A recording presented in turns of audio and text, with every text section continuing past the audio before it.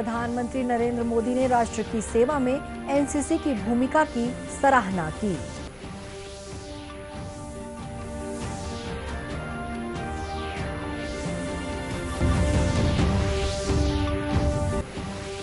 प्रदेश में मनाया जा रहा लोक पर्व छेरछेरा, मुख्यमंत्री ने कांकेर की जनता से मांगा दान।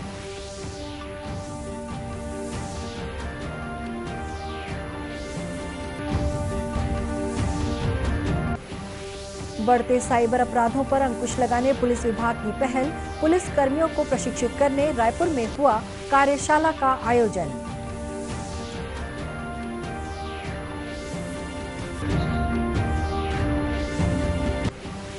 और देश में अब तक 23 लाख से अधिक लोगों को लगाया जा चुका है कोविड का टीका, प्रदेश में भी टीकाकरण जारी।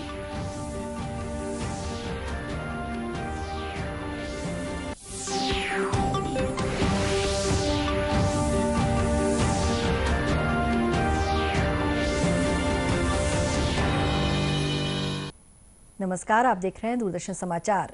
मैं हूं शुभ्रा भट्टाचार्य। अब समाचार विस्तार से। प्रधानमंत्री नरेंद्र मोदी ने राष्ट्र सेवा में राष्ट्रीय कैडेट कोर एनसीसी की भूमिका की सराहना की है। प्रधानमंत्री ने आज नई दिल्ली में एनसीसी की रैली को संबोधित करते हुए कहा कि कैडेटों ने प्राकृतिक आपदाओं के दौरान लोगों की मदद की है। उन्होंने कहा कि कोरोना काल के समय लाखों कैडेटों ने देश भर में प्रशासन और समाज के साथ मिलकर काम किया। उनके प्रयासों से भारत इस महामारी से बेहतर ढंग से निपट सका। श्री मोदी ने कहा कि ये सब कैडेटों के अनुशासन के कारण ही संभव हो पाया है। उन्होंने कहा कि कैडेट्स न सिर्फ अपने विद्यार्थी जीवन में बल्कि इसके बाद सामाजिक जीवन में भी अनुशासन के लिए प्रतिबद्धता दिखाकर बड़ा बदलाव ला सकते हैं।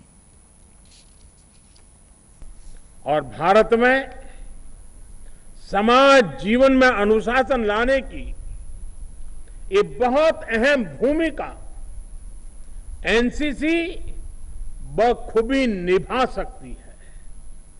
और आप में भी ये संस्कार जीवन पर्यंत रहना चाहिए।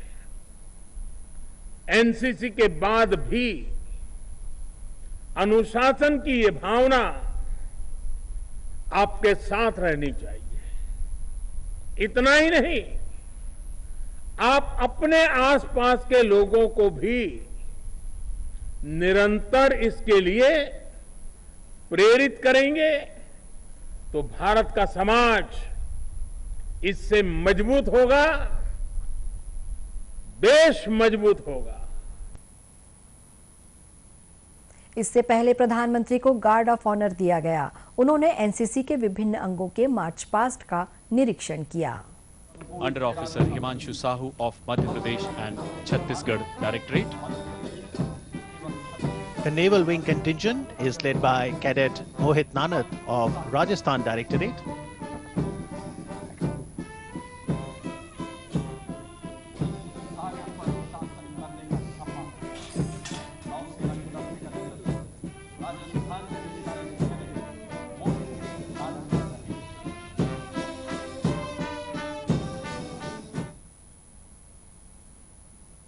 एनसीसी कैडेटों ने सांस्कृतिक प्रस्तुतियों के जरिए अपनी क्षमताएं भी दर्शाईं।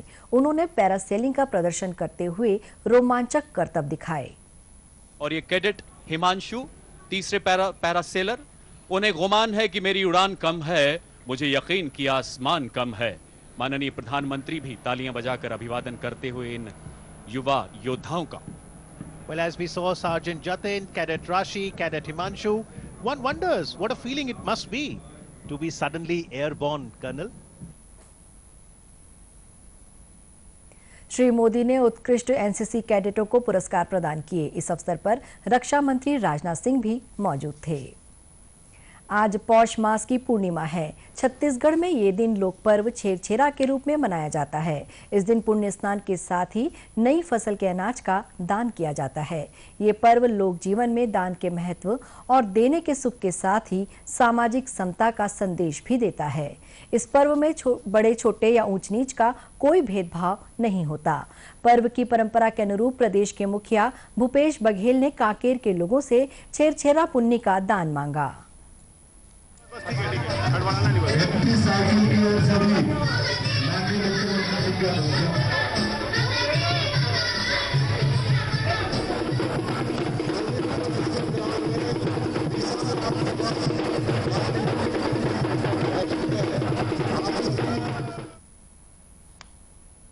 छेरछेरा के मौके पर लोगों ने मुख्यमंत्री को धान से तौलकर प्रदेश में धन धान्य का भंडार भरे रहने की कामना की। इस मौके पर मुख्यमंत्री ने लोगों को छेरछेरा पर्व की शुभकामनाएं दी। उन्होंने कहा कि इस दिन बच्चे, युवा, किसान, मजदूर, महिला सहित सभी वर्ग के धनी और गरीब व्यक्ति एक दूसरे के घर जाकर दान मांगते हैं। दान में मिली राशि और अनाज तथा अन्य सामग्री रचनात्मक कार्यों में लगाई जाती है।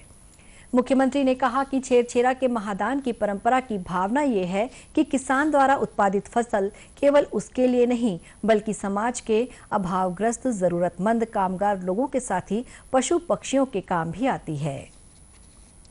सोशल मीडिया के बढ़ते प्रभाव के बीच साइबर अपराध भी तेजी से पांव पसार रहा है।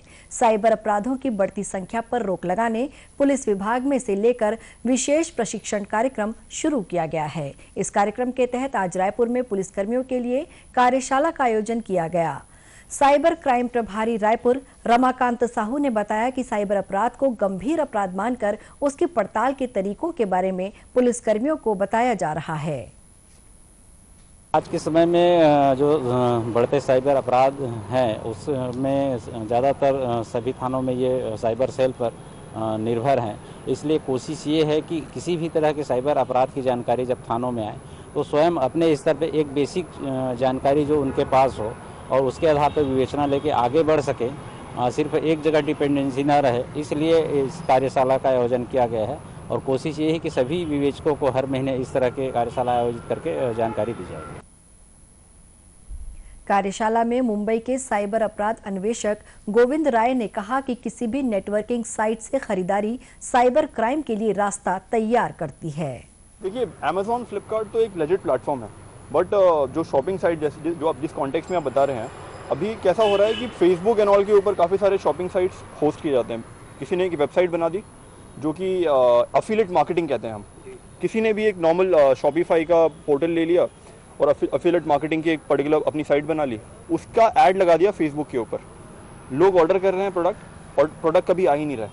एंड हमें क्या लगता है कि यार प्रोडक्ट तो 500 रुपये का था, 1000 रुपये का था, बट अगर उसको पैन इंडिया लेवल पे आप देखेंगे करोड़ों का स्कैम होता है। अगर उस वेबसाइट को देखेंगे, अगर वो ऐड के अंदर मान लीजिए 1 लाख रुपये लगा रहे हैं तो कम से कम 10 लाख लोग उस ऐड को देख रहे हैं, कम से कम। उसमें से अगर 1 लाख लोग भी उस चीज़ को या 50,000 लोग भी खरीद रहे हैं, परचेज कर रहे हैं, 50,000 इंटू 500 कर लीजिए आप। So that is how the scams are working right now. बड़े लेवल पे चीज़ें चल रही हैं। इट इज़ जस्ट कि लोग इतने अवेयर नहीं हैं। लोग अनट्रस्टेड प्लेटफॉर्म्स को जाके वहाँ पे शॉपिंग करते हैं, अपने बैंकिंग डिटेल्स दे देते हैं, and that's how they lose the money. कार्यशाला में सभी वक्ताओं ने सोशल मीडिया के अंधाधुंध इस्तेमाल पर चिंता जताते हुए सावधानी बरतने पर जोर दिया। खबरों का सिलसिला आगे भी जारी रहेगा। फिलहाल वक्त है एक छोटे से ब्रेक का।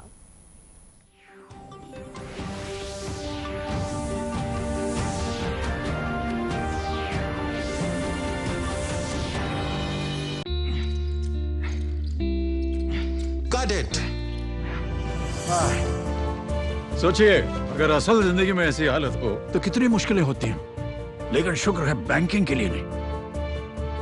अगर आपकी उम्र 70 साल से अधिक हो या आप दिव्यांग हो तो बैंक आपको कुछ जरूरी बैंकिंग सुविधाएं घर बैठे बैठे दे सकता है। आरबीआई कहता है, जानकार बनिए, सतर्क रहिए।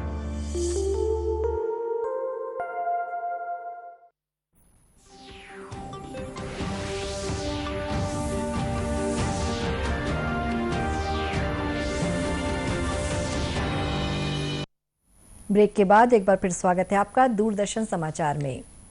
कोविड-19 संक्रमण से बचाव के लिए देश में अब तक 23,55,000 से अधिक लोगों को टीका लगाया जा चुका है। केंद्रीय स्वास्थ्य मंत्रालय के मुताबिक कल 3,25,000 लोगों को कोरोना से बचाव का टीका लगाया गया। वहीं प्रदेश की स्थिति पर गौर करें तो 11,619 लोगों का कल टीकाकरण किया गया। बलौदाबाजार जिले में प्रतिदिन के लक्ष्य के मुताबिक 582 लोगों को टीका लगाया गया, जो लक्ष्य का 100% था।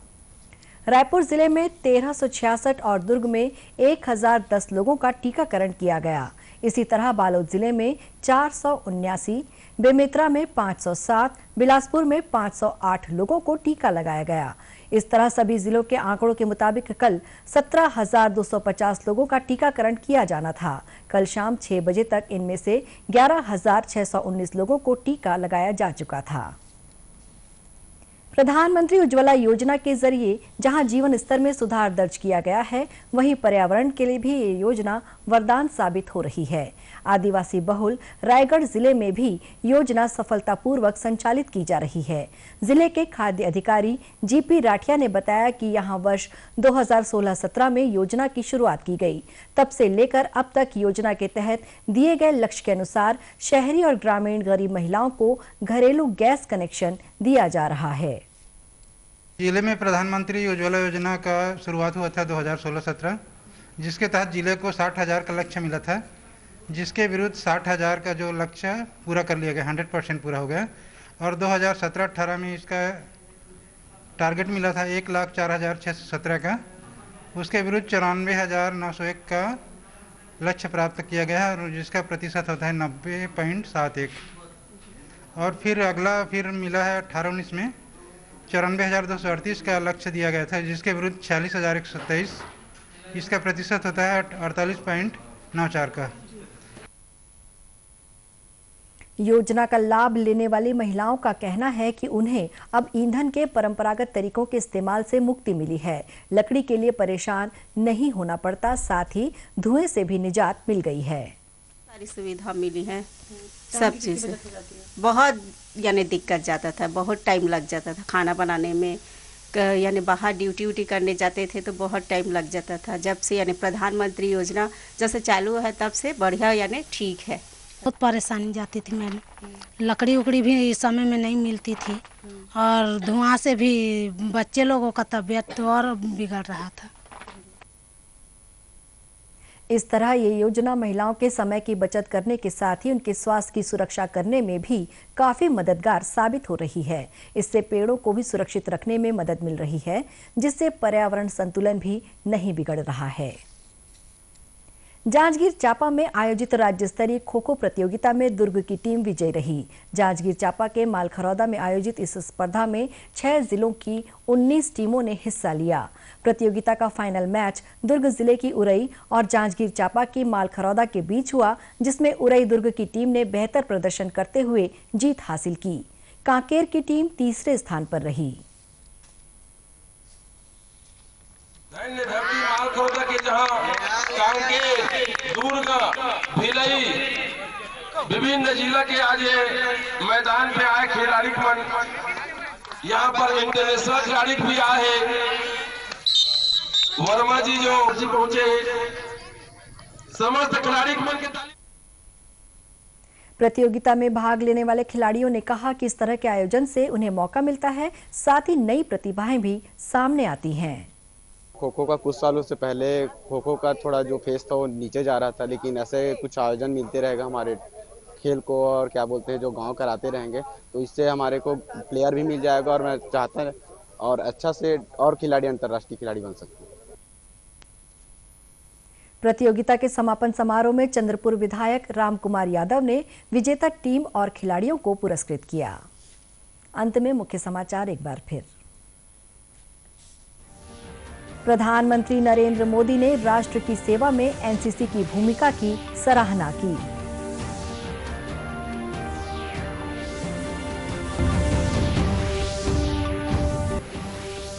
प्रदेश में मनाया जा रहा लोक पर्व छेरछेरा, मुख्यमंत्री ने कांकेर की जनता से मांगा दान।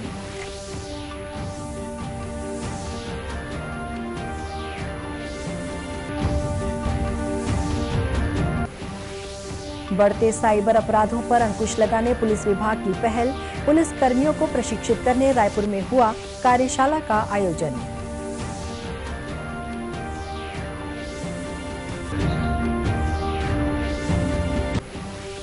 और देश में अब तक 23 लाख से अधिक लोगों को लगाया जा चुका है कोविड का टीका, प्रदेश में भी टीकाकरण जारी। कोरोना से बचाव के लिए मास्क, सैनिटाइजर के साथ ही सोशल डिस्टेंसिंग का भी पालन करें। कोरोना को हराना है, मास्क जरूर लगाना है। इसी के साथ ये समाचार बुलेटिन समाप्त हुआ। नमस्कार।